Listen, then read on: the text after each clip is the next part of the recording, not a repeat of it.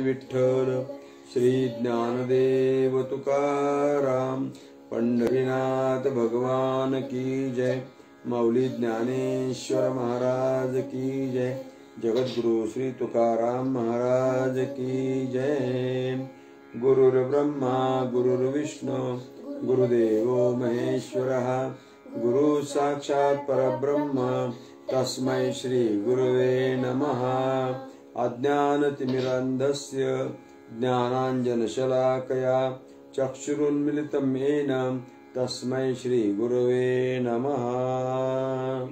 तर आपला आजचा जो पाठ आहे तो विचार चंद्रोदय दर्शन या ग्रंथावरचा पुढचा पाठ आहे। ते आपण काल बघितलं होतं। दृढ अपरोक्ष ज्ञान कधी पूर्ण होतं, त्यानंतर त्यांनी सांगितलं विचाराने ते पूर्ण होतं। तर विचार म्हणजे काय याचं त्या ठिकाणी त्यांनी प्रश्न विचारला होता की आत्मा अनात्मा याचा भेद ओळखणे याला विचार म्हणतात। विचार कशाला म्हणतात की आत्मा काय अनात्मा काय, खरं काय खोटं काय, सत्य काय मिथ्या काय याच्यामधला भेद ओळखणं। भेद म्हणजे फरक, थोडा डिफरन्स। खरं काय, खरं आणि खोटं कळावं ना, आणि खरं खोटं जर नाही कळालं तर मग काय होतं, तर तो भ्रम होतो आणि भ्रम होऊन त्या ठिकाणी विचाराचा संकर होतो। म्हणून आपल्याला काय करावं लागेल, तर सत्य आणि मिथ्या, खरं आणि खोटं काय आहे हे कळ। आत्मा कशाला म्हणायचं आणि अनात्मा कशाला म्हणायचं हा थोडासा फरक आपल्याला कळला पाहिजे। तुम्हाला एक दृष्टांत सांगतो मी। पूर्वीच्या काळचा दृष्टांत आहे। एक भिकारी मनुष्य दारामध्ये एका घरामध्ये तिथे गेला आणि आतमध्ये ती बाई होती। तर त्याने आपलं त्या बाईला सांगितलं माई भिक्षा वाढा। तर बाई वाढते म्हणली। आणि तेवढ्यामध्ये काय झालं की बाहेर तिचा मुलगा खेळत होता, छोटा होतं, आणि त्याच्याजवळचे 5 रुपयाचा एक ठोकळा होता। तर तो ठोकळा असा खाली पडला। खाली पडल्यानंतर ते भिकाऱ्याने विचार केला तर हे देऊन देऊन काय एवढं पीठ देईन, त्याच्यापेक्षा 5 रुपयाचा ठोकळा चांगला। म्हणून त्याने त्या ठोकळ्यावर पाय ठेवला। ठोकळ्यावर पाय ठेवल्याबरोबर ते आतून त्या बाईचं लक्ष झालं की 5 रुपयाचा ठोकळा जो आपल्या मुलाच्या हातून पडला त्याच्यावर या माणसाने पाय ठेवलेला आहे। मग तिने काय केलं, आतून एक शब्द उच्चारला, न्याय घटित बोलली बरं का ती म्हणली अरे बाळू, ती खोटे 5 रुपये काय केले रे? त्याने लगेच पाय बाजूला काढला। का बरं बाजूला काढला, तर त्याला ते 5 रुपये खोटे आहेत हे कळालं म्हणून, आहे की नाही। तसं आत्मा काय अनात्मा काय हे कळालं पाहिजे ना। खोटं हे कळालं का त्याचा त्याग सहज होतो, पण हे खोटं नाही असं जोपर्यंत वाटतंय तोपर्यंत त्याचा त्याग होत नाही।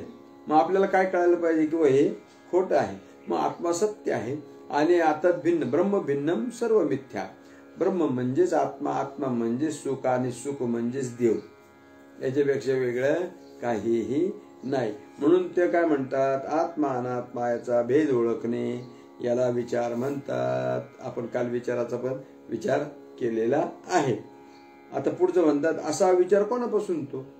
मग आता हा इतका चांगला विचार आत्मा अनात्माचा विचार कोण देतं आपल्याला? आपण बघितलं वेगवेगळ्या पुस्तकामध्ये आत्मा आत्मा अनात्मा विचार आहे का, तर नाही दिसत आपल्याला। सायन्स मध्ये गेलो आपण तर त्याच्यामध्ये आपल्याला हा विचार मिळतो का, नाही, हा नाही विचार मिळत। किंवा इतरही काही याच्यामध्ये गेलो आपण तर हा विचार मिळतो का, नाही। शास्त्र विचार सांगल का, नाही सांगल, परंतु शास्त्रामधलं निवड किंवा आपला अधिकार जो आहे तो आपल्याला कळत नाही। म्हणून हा विचार देणारा जो आहे त्यांनी सांगितलं ईश्वर, वेद, गुरु व आपले अंतःकरण या चौघांच्या कृपेने हा विचार होतो। म्हणजे सत्य मिथ्याचा विचार किंवा आत्मा अनात्माचा विचार जो आहे तो कशाने होतो, तर ईश्वराची कृपा, भगवंताची कृपा लागते त्याला। ईश्वराची कृपा, ईश्वराची कृपा कशी होती, ईश्वराची कृपा उपासनेने, कर्माने, ठीक आहे नाही, कर्मे इशू भजावा असं मौलींनी म्हटले। कर्म, चांगले कर्म, सत्कर्माचे वेगवेगळे प्रकार, नित्य, नैमित्तिक, काम्य आणि प्रायश्चित्त असे पण आहेत। विहित, अविहित किंवा विहित निषिद्ध असे कर्माचे वेगवेगळे प्रकार आहेत। तर म्हणून कर्माने ईश्वराची पूजा करावी म्हणजे काय करायचं, तर कर्म करायचं पण कर्मामध्ये अहंकार नाही ठेवायचा। मी केलं असं नाही म्हणायचं आणि फलाची अपेक्षा नाही करायची की मला ह्याच्यातून काहीतरी मिळेल अशी अपेक्षा करायची नाही। आणि जर असं तुम्ही वागलात तर तुम्हाला अडचण येणार नाही। मग भगवंताची कृपा त्याच वेळेत, जेव्हा तुम्ही निष्काम उपासना आणि कर्म करता त्यावेळेला ईश्वर तुमच्यावर काय होतो, प्रसन्न होतो। मग प्रसन्न होतो म्हणजे तो कसा साकार होतो का आपल्या पुढं? कधी कधी सगुण साक्षात्कार पण होतो बरं का, परंतु त्याच्यापेक्षा सुद्धा काय काय महत्वाचं आहे तर तुमच्या अंतःकरणामध्ये तो विचार निर्माण करतो. तो अंतःकरणामध्ये काय करतो? ईश्वर विचार निर्माण करतो. ईश्वराची कृपा झाली की मग तो त्या ठिकाणी विचार निर्माण करतो आणि मार्गदर्शन आपल्याला करतो. काय मार्गदर्शन करतो? जसं भगवान श्रीकृष्ण परमात्मा अर्जुनाशी बोलत असताना, भगवद्गीता सांगत असताना भगवंत त्याच्यावर प्रसन्न झाले अर्जुनावर. आणि मग अर्जुनाला काय म्हणले भगवंत की बाबा तू संताला शरण जा. मग त्याला सांगितलं का नाही कुठे शरण जायचं ते? संतांना त्यांनी शरण जा म्हणून सांगितलं. तमेव शरणं गच्छ सर्व भावेन भारत तत्प्रसादात पराम शांतीम स्थानं प्राप्स्यसि शाश्वतम. अर्जुना तू त्याला शरण जा. कोणाला? तमेव, तम एव, त्याला शरण जा. कोणाला? तसे संताला. तद्विधी प्रणिपातेन परिप्रश्नेन सेवया उपदेक्षन्ति ज्ञानम ज्ञानिनस्तत्वदर्शिनः. असं पण सांगितलं की तू त्या भगवंताला तू त्या सद्गुरूला शरण जा, संताला शरण जा. कशासाठी? तर मग आपल्याला आपल्या ठिकाणचं अज्ञान ते घालवतील. म्हणून तू कोणाला शरण जा? गुरुला शरण जा. सद्गुरूला शरण जा. जर त्यांना शरण गेला तर तुझ्या ठिकाणी ते तुला विचार देतील. ज्ञानोबा इतके श्रेष्ठ उपजताच ज्ञानी हे वर्म जानोनी आले लोटांगणी चांगदे. ज्ञानोबा हे उपजताच ज्ञानी होते. त्यांना जास्त अभ्यास करावा लागला नाही, सहज, कारण ते अवतार होते भगवान विष्णूचे. ज्ञानेश्वर भगवान विष्णू. ज्ञानेश्वर महाराज साक्षात भगवान विष्णू होते. ते महाविष्णूचा अवतार. सखा माझा ज्ञानेश्वर. असे ज्ञानेश्वर महाराज सुद्धा काय म्हणले तर मज हृदयी सद्गुरु जेणे तारिलो हा संसार पुरु म्हणून विशेषात्यादरू विवेकावरी. ते म्हणतात माझ्या हृदयामध्ये सद्गुरू आहे. मला सद्गुरूंनी काय केलं? किंवा ज्ञानदेव म्हणे तरलो आता उद्धरलो गुरु कृपे. मी गुरुच्या कृपेने उद्धरलो म्हणतो. कोणाच्या कृपेने उद्धरलो? माझ्या सद्गुरूच्या कृपेने उद्धरलो म्हणतात ज्ञानोबराय म्हणतात. म्हणजे ईश्वर कृपा जर झाली तर काय होतं? तो ईश्वर आपल्याला सद्गुरूकडे पाठवतो. बरोबर? सद्गुरूकडे तो ईश्वर पाठवतो आणि सद्गुरूकडे गेलं की मग सद्गुरू आपल्याला काय देतात? तर विवेक देतात. काय म्हटलेलं त्यांनी? विवेक देतात. कोणता विवेक देतात ते? तर आत्मा काय अनात्मा काय हा विवेक देतात आपल्याला. असे ना मज हृदय सद्गुरू. मज हृदय सद्गुरू जेणे तारिलो हा विश्व हा जेणे तारिलो संसार पुरू म्हणून विशेष अत्यादरू विवेकावरी. मी सद्गुरूंच्या कृपेने या संसार रूपी सागरामधून तरून गेलो असं म्हणतात ज्ञानोबा. मग आता विचार करायची गोष्ट थोडक्यात, संसारातून जर तरुण जायचं असेल तर विचार महत्वाचा आहे. असं काही नाही की बा सद्गुरू डोक्यावर हात ठेवते आणि तुम्ही तरले त्याच्यातून. नाही, तुम्ही परत मला म्हणतात किंवा रेड्यामुखी वेद बोलवेला गर्व द्विजांचा हरवेला, ही अपवादात्मक स्थिती आहे. असं काही सगळ्याच्याच डोक्यावर हात ठेवला म्हणजे सगळेच वेद म्हणतील असं पण नाही. त्या रेड्याचंही काही भाग्य असेल, त्याचंही काही पुण्य असेल, म्हणून ती बरोबर एकत्र झाली ती. मग तुम्ही हेच म्हणाल की जसं रेड्याला वेद बोलायला लावलं मग माऊली माझ्या पण डोक्यावर हात ठेवा ना. तुझी योग्यता आहे का बाबा तेवढी? ती योग्यता पण पाहिजे, आहे का नाही? म्हणून काय आलं तर ईश्वर कृपा झाल्यामुळं तर आपल्याला म्हणजे वेद म्हणजे शास्त्रकृपा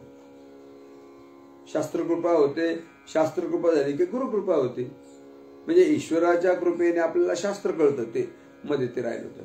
ईश्वराच्या कृपेने काय होतं तर शास्त्र कळतं. शास्त्र काय करतं? शास्त्र सत्यमिथ्याचा निवाडा करत असतं.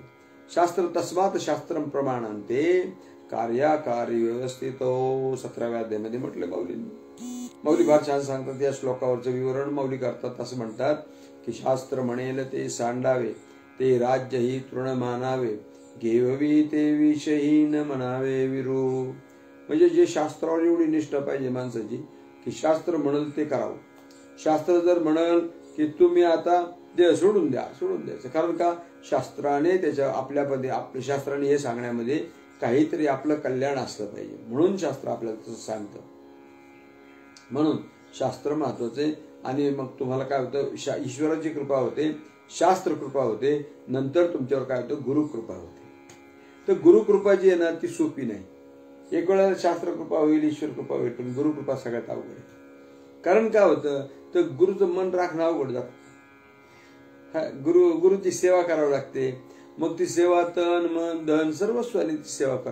विचारसागर सगळे लोक अगदी आमचा विचारसागर झाला, आमचा वृत्ती प्रभाकर झाला.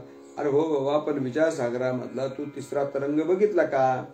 विचारसागरामधला तिसरा तरंग जो आहे तो केवळ सद्गुरु सेवा आहे. आणि त्याच्यामध्ये हेडिंगच आहे की ईश्वर सेवेपेक्षा सद्गुरु सेवा श्रेष्ठ आहे. ईश्वर सेवापेक्षा सद्गुरु सेवा श्रेष्ठ आहे. सद्गुरु जर आले, आपण त्यांना म्हणतो, काही लोक तसेच येतात, थांबा महाराज जरा बसा, मी देवपूजा करतो. वेड्या, ज्यांच्यामुळे देव कळालं ते आल्यानंतर देवपूजा बाजूला ठेवायची. देव सारावे परते, संत पूजावे आरते असं म्हटलंय. संत जर आले तर देवपूजा आपली बंद ठेवायची, त्यांच्याकडे जाऊन बसायचं, हे का नाही, असं नियम आहे. परंतु हा नियम राहतो, मी देवपूजा करतोय. देवपूजा म्हणजे तू फार मोठा काय तीर मारतो अशातला काही भाग नाहीये तो. अरे जिवंत गुरु समोर आला, त्याला पाणी द्यायना आणि तू देवपूजा करीत बसला. तुकाराम महाराज वगैरे नामदेव महाराज फार बोलतात. ते म्हणतात, दगडाच्या देवा बगाडा नवस बाईल कथेशी जाऊन देते. दगडाचा जो देव बोलेल कैसा कोणी काळी वाचा फुटेल त्याशी, असंही ते म्हणतात. हा दगडाचा देव तुझ्याशी बोलणार कधी? जो बोलणारा देव आलाय त्याला तो सोडून आणि हे यांच्या नादी लागत बसला म्हणजे तू. हे कळावं लागतं माणसाला, म्हणजे प्रासंगिक कळावं लागतं. ईश्वर कृपा, शास्त्र कृपा आणि गुरुकृपा. गुरु महाराजांची कृपा इतकी सहज होत नाही, त्यांची सेवा करावी लागते. आणि ती सेवा शरीराने पण करावी लागते. समजा गुरु संन्यासी आहेत तर त्यांचं सगळं त्या ठिकाणचं आश्रमाचं काम वगैरे करणं, किंवा गृहस्थी आहेत तर त्यांचं सर्व काम करणं आणि त्यांची सेवेमध्ये तत्पर राहणं हे खूप गरजेचं आहे. जर त्यांच्या सेवेत आपण तत्पर राहिलो तर मात्र एक दिवस गुरु प्रसन्न होतात आणि मग ते सांगतात, मग अपेक्षित आपुले ते हे सांगतील पुशिले, जेणे अंतःकरण बोधले संकल्पाने. ज्ञानोबा बोलतात 4थ्या अध्यायामध्ये 44व्या श्लोकावर, की तू एकदा का तू सद्गुरूला शरण गेला आणि त्यांची सेवा केली की मग ते तुझ्यावर प्रसन्न होतील आणि प्रसन्न होऊन काय करतील, तुझ्या अंतःकरण असा काय बोध करतील की तुझं अंतःकरण संकल्प विकल्प करतच विसरून जाईल. किती चांगली गोष्ट आहे. आपल्याला नेमकं तेच पाहिजे. म्हणून तुका म्हणे सद्गुरु सेवा सकळ देवावरिष्ठ असं म्हटलं. सद्गुरूंची सेवा सर्व देवापेक्षा, देवसेवा किंवा देवपूजेपेक्षा श्रेष्ठ आहे. म्हणून सद्गुरूला शरण गेलं पाहिजे. ज्ञानोबा तर अनेक ठिकाणी सद्गुरूंचं वर्णन करतात. तुम्हाला सांगतो 13व्या अध्यायामध्ये माऊलींनी सद्गुरूंचं इतकं वर्णन केलंय की विचारता सोय नाही. खूप अशा ओव्या टाकल्यात त्याच्यावर. माऊली म्हणतात की गुरुग्रह जय देशी, तो देशची वसे मानसी, विरहिणी का जैसी वल्लभाते. ज्ञानोबा म्हणतात की माझे श्रीगुरु ज्या ठिकाणी राहतात तो संपूर्ण गाव माझ्या हृदयामध्ये राहतो. का बरं? माझे गुरु तिथे राहतात म्हणून तो गाव मला प्रिय वाटतो. थोडक्यामध्ये की श्रीगुरूंची जी जी क्रिया असेल ती श्रेष्ठ वाटते ज्ञानोबरायासारख्या महात्म्याला. म्हणून काय करतात तर ईश्वर कृपा, नंतर वेद कृपा, नंतर गुरुकृपा. आता हा क्रम झाला का? आता सगळं आहे. ईश्वराची कृपा झाली, शास्त्र कृपा पण झाली, गुरुकृपा पण झाली, पण तुमचं अंतःकरण मानायलाच तयार नाही, काय उपयोग? तुमचं मनच मानायला तयार नाही तर काय उपयोग आहे? मनाची चंचलताच जर जायला तयार नाही तर मग त्याचा उपयोग नाही ना. अंतःकरण कृपा त्याला शेवटी म्हटलंय की ती अंतःकरण कृपा खूप महत्वाची आहे आणि ती जर अंतःकरण कृपा जर झाली नाही तर काहीच उपयोग होत नाही, काहीच उपयोग होत नाही. बघा, सद्गुरू वगैरे ज्ञान सामग्रीची प्राप्ती ही ईश्वरी कृपा.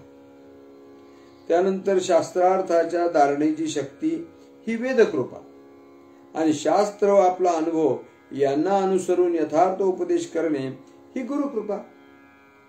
गुरुनी पण शास्त्राला अनुकूल असा उपदेश केला पाहिजे. नाही तर भलतच काहीतरी हे आमक कर ते तमक कर, आमका मंगळवार धर, आमका गुरुवार धर, ते कोणती लक्ष्मी वैभव लक्ष्मी करा, हे करा ते करा. काय हे गुरुचं काम नाही, हे गुरुचं काम नाही. नाही नाही बिलकुल नाही. तुम्ही असे इकडे जा तिकडे ते जा, हे नाही गुरु. गुरुनी काय सांगावं? बोध दिला मज सांगा ते, मार्ग दाविला नीट, नाचत प्रेम छंदे चालू लागलो सपाट.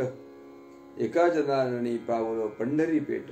वारकरी संप्रदाय यामुळे मला सगळ्या जगात श्रेष्ठ वाटतो. कारण का, वारकरी संप्रदाय आपल्याला कुठल्याही कर्माच्या कचाट्यामध्ये जाऊ देत नाही, सूक्ष्मामध्ये जाऊ देत नाही, योगाच्या काठिन्यामध्ये जाऊ देत नाही. मग करतो काय, वारकरी संप्रदाय तुम्हाला विचार देतो. हा जगाच्या पाठीवर एकमेव असा संप्रदाय. याच्यामध्ये सोवळं नाही, ओवळं नाही, याच्यामध्ये काही नाही. मग याच्यामध्ये आहे का, याच्यामध्ये फक्त विचार केला जातो. हा बस. आणि तुम्हाला म्हणजे कीर्तन, प्रवचन ही जी माध्यम आहेत, या माध्यमातून तुम्हाला शिकवलं जातं.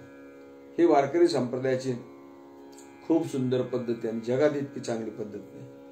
पंढरपूरला गेल्यानंतर तुम्हाला कुठल्याही प्रकारचं कर्म करा म्हणून सांगितलं जात नाही, किंवा त्या चंद्रभागेच्या वाळवंटात तुम्हाला कुणीही त्या ठिकाणी पिंडदान वगैरे करताना दिसणार नाही. मग काय दिसेल, कुठेतरी तुम्हाला कीर्तन, प्रवचन, भजन असं दिसेल.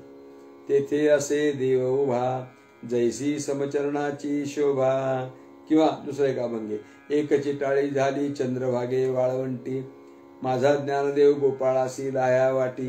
आहे की नाही. म्हणजे ही तिथं कीर्तनाचा महिमा आहे. चंद्रभागे स्नान विदितो हरिकथा. तिथं पंढरपूरला गेलं का चंद्रभागेचं स्नान करायचं आणि हरिकथा श्रवण करायचं. तुम्ही जर काशीला गेलात ना, तिथं ते सगळे पंडित लोक बसलेले असतील. ह्या अमक करा, तमक करा, हे कर्म करा, ते कर्म करा, ते वेणीदान करा, कुठं काय काय दान करा, हे करा. पंढरपूरला काय हे असलं काहीच नाही. पंढरपूरला कुठेही नाही काय असं. हा अगदी म्हणजे गयेला गेलं का त्या ठिकाणी पिंडदान करा, त्रिवेणी संगमावर सुद्धा गेलं का पिंडदान करा. ते सगळे तिथले जे पंडित लोक आहेत त्याशी मागं लागतात. हा विचारूच नका, ते इतके तमोगुणी झाले असतात की विचारता सोय नाही. मागं लागून लागून लागून, नाही ये करना पडेगा आपको, हो करना पडेगा आपको. अरे बाबा हे कशासाठी करायचं. किंवा तुम्ही अगदी वृंदावन, गोकुळ वगैरे त्या परिसरात जरी गेलात तरी गर्दी बघितली की तिथल्या पुजारीने ते पडदा टाकून तिथलाच भाव, भगवान को भोग लग रहा है, भगवान तो आप भोजन कर रहे हैं. बस आपलं 10-15 मिनिटं तिथं बसायचं. मग तो आपल्याला माहिती सांगतो, ते ऐकायचं आणि सांगतो भगवान को 500 रुपये का भोग चढाओ. मग आता प्रत्येकाचे समजा 50 माणसं तिथे बसले असले, प्रत्येकाचे 500-500 रुपये भरले, काय कमी इनकम आहे. तर हे असलं पंढरपूरमध्ये कधीही नाही. पांडुरंगाच्या तिथं तुम्हाला कोणता पुजारी किंवा काय असं म्हणणार नाही की बा आता देव झोपलाय किंवा देव जेवतोय. काही नाही, तुमच्या उपस्थितीतच सगळं होते.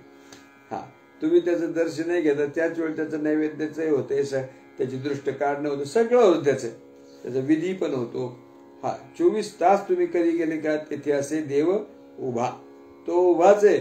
सुंदर ते ध्यान उभे विटेवरी, करकटावरी ठेवनिया, किंवा राजस सुकुमार मदनाचा पुतळा, रवी शशिकळा लोपलिया. हे वारकरी संप्रदायाने ही खूप सुंदर पद्धत टाकलेली आहे. त्यामुळं होतं काय, काहीच अडचण येत नाही ना बाकीची. तेव्हा ते सांगतात की शास्त्र व गुरु यांच्या साह्याने साधनाचे संपादन करणे ही अंतःकरण कृपा जाणावी. मग शेवटची कृपा कोणती, अंतःकरण कृपा. अंतःकरण कृपा लय महत्वाची. एक दृष्टांत सांगतो मग पुढे जातो. काय होतं बघा, तुम्हाला सांगतो की एक सनई वादक होता, सुंदर सनई वाजवायचा, फार छान. मग त्याला असं वाटायचं की माझ्या मुलांनी माझी विद्या शिकली पाहिजे. जसं समजा एखादा फोटोग्राफर आहे, मग त्याला वाटतं की आपल्या मुलांनी फोटोग्राफी शिकलं पाहिजे. तळमळ असते विचारायला, आहे का नाही. पण पोरं ऐकत नाहीत ना. ऐकत नाही, मुली ऐकत नाही, मुलं ऐकत नाही. फार गरजेचं आहे. आई वडिलांना आपण ऐकलं पाहिजे. आई वडिलांनी आपल्याला सांगितलं ते आपण पाळलं पाहिजे.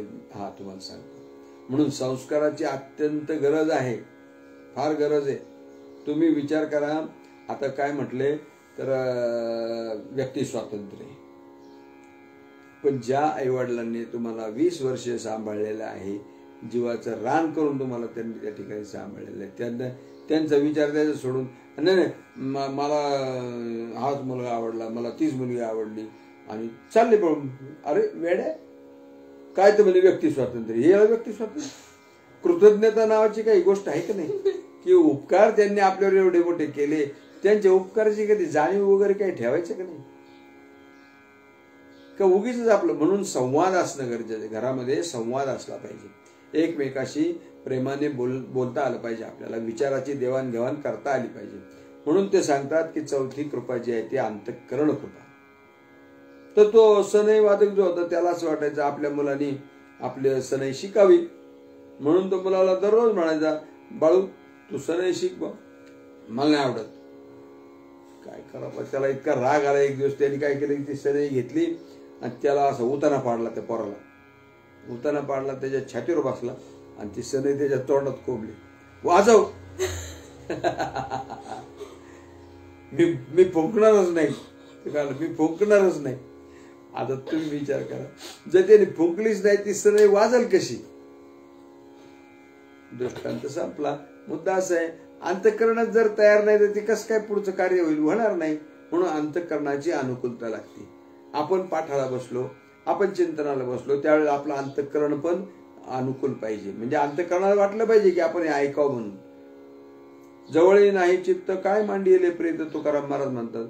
हा, चिंतनाला बसले, कीर्तनाला बसले, घराला कुलूप लावलं का नाही, काय ते आमकं झालं का नाही, काय गेलं तिकडं. कीर्तनकार कीर्तन सांगतोय आणि हा गेला घरी, मग काय उपयोग आहे? जर चित्त नसेल तर काय उपयोग नाही. म्हणून परमार्थामध्ये चित्त, व्यवहारामध्ये वित्त लागत असते. असो, त्या त्यांनी सांगितलं शास्त्र व गुरु यांच्या साह्याने साधनाचे संपादन करणे ही अंतःकरण कृपा. शास्त्र आणि गुरु यांच्या साह्याने काय करावं लागेल आपल्याला? तर साधनेचं संपादन करावं लागेल. जे गुरु काहीतरी साधना सांगतात, गुरु दाविल्या वाटा येऊन विवेक तीर्थ तटा, धुवन या मळकटात बुद्धीचा तेने. गुरुनी वाट दाखवली असती, त्या वाटेने जायचं. गुरु सांगतात की तू हे कर, तू ते कर, त्यांनी केलं पाहिजे. हा, जर गुरु काही बोगस सांगायला लागला तर करू नका. न मानावे तेसे गुरुचे वचन जेणे नारायणांतर येतो, असं पण सांगितलं तुकाराम महाराज. गुरुचं सगळं ऐकायचे काही कारण नाही. गुरु जर काहीतरी फालतू गोष्टी सांगायला लागले त्याला सांगायचं, भाऊ असं सांगू नको मला. गुरुने उद्धाराचा मार्ग सांगितला पाहिजे. हा, गुरुने उद्धार कशाने होईल याचा विचार सांगितला पाहिजे, त्यालाच गुरु म्हणायचं. हा, हे विभूती देतो, भस्म देतो, आमक करतो, तमक करतो, त्याला गुरु नाही म्हटलेले. असे किती काय मिळतील. शिष्यास न लावी ती साधन न करती इंद्रिय दमन, ऐसे गुरु अडक्याचे 3 मिळाले तरी टाकावे. असल्या गुरुजवळ थांबू बी नाही आणि त्याचं ऐकू पण नाही. का बरं? तर आपल्या उद्धाराचा मार्गच त्याला पठ्ठ्याला माहित नाही. परमार्थाचा खेळ चालला, परमार्थाचा खेळ चालला, तसं नाही व्हायला पाहिजे. तसं बिलकुल काही कामच नाही. जगाचा उद्धार तर होत नाहीच, जगाला बुडवतो तर आपणही बुडवतो. धन हरे पण धोका न हरे, असं एका ठिकाणी. धन जातं पण धोका जात नाही, मग तसला गुरु काय कामाचा? म्हणून म्हणले अंतःकरण कृपा ही अत्यंत महत्वाची. सत्संगामध्ये संतांच्या सेवेमध्ये राहून आपलं अंतःकरण तयार होतं आणि ती अंतःकरणाची कृपा अत्यंत महत्वाची. अंतःकरण अनुकूल झालं की तो बोध सुद्धा तुम्हाला फलद्रूप होतो. म्हणजे थोडक्यात तुम्हाला ज्ञान होतं. कोणचं ज्ञान? तर ते आत्मज्ञान होतं, आत्म्याचं ज्ञान होतं. सद्गुरू आपल्याला ते विचार देतात, हा आत्मा अनात्मा कशाला म्हणतात हा विचार देतात, आणि त्या विचाराने काय होतं तर याचं चिंतन उद्याच्या पाठामध्ये बघूया. झालेली सेवा माऊलीच्या चरणी समर्पित करतो. तुम्हा सर्व संत सज्जनांच्या चरणी समर्पित करतो. या ठिकाणी थांबू. पुंडलिक वरदा हरी विठ्ठल. श्री ज्ञानदेव तुकाराम पंढरीनाथ भगवान की जय. माऊली ज्ञानेश्वर महाराज की जय. जगद्गुरु श्री तुकाराम महाराज की जय. मित्रांनो, जाता जाता एक सांगायचे की हा जो आता मी तुम्हाला ग्रंथ दाखवतोय, तुम्हाला थोडं आता फ्रंट कॅमेरा असल्यामुळे हे उलट दिसेल, परंतु हा जो ग्रंथ आहे विदेश श्री संतामाई अभंग गाथा, याच्यामध्ये सर्व अभंग आहेत. या पारायणाकरता म्हणून आम्ही हा गाथा सध्याला तयार केलेला आहे. पूर्वीच्या जो सार्थ गाथा केला होता त्याच्यामध्ये एकंदर फक्त 1202 अभंग होते. आता या गाथ्यामध्ये किंवा या ग्रंथामध्ये एकंदर 1898 अभंग आहेत. संतामाईंचे सर्व अभंग या ग्रंथामध्ये आता आलेले आहे. तेव्हा कृपया हा ग्रंथ सुद्धा आपण माझ्याशी संपर्क करून मागवू शकता, किंवा सामुदायिक पारायणामध्ये संतामाईंचं पारायण होणं अत्यंत गरजेचं आहे. सामुदायिक पारायणामध्ये जर कोणाला लागत असले तर त्या ठिकाणी ग्रंथ म्हणजे अगदी बंचने सुद्धा मागू शकता. याची किंमत आम्ही मूळ 250 रुपये ठेवलेली आहे. 268 पानं आहेत याची. 268 पानं आहेत आणि परफेक्ट बाइंडिंग वगैरे आहे. कागदही चांगला 70 GSM चा कागद वापरलेला आहे. सगळ्याचं स्टँडर्ड आम्ही व्यवस्थित जपलेलं आहे. तेव्हा जर आपल्याला पारायणाला जर ग्रंथ लागत असतील तर आपण त्या ठिकाणी बंचने मागितले तर आम्ही ते सवलतीवर सुद्धा पाठवून देऊ शकतो. असो, तेव्हा जाता जाता आणखी बोलता बोलता बोलून जायचं ते म्हणजे असं की आमचं गुरुकुल चॅनल नावाचं चॅनल आहे युट्यूबला.